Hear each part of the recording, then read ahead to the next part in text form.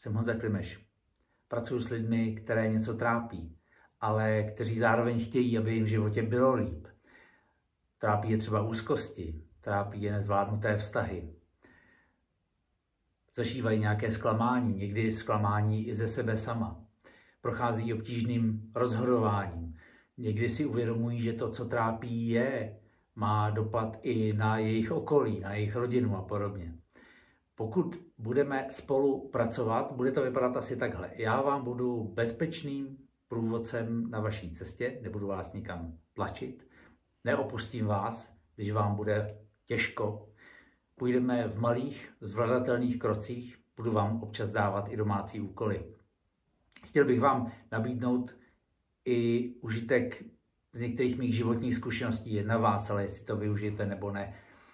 Mám zkušenosti jako otec, manžel, pěstoun, dlouho jsem pracoval ve velkém biznesu.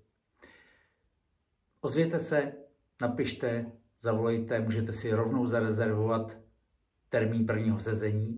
No a budu se těšit na viděnou.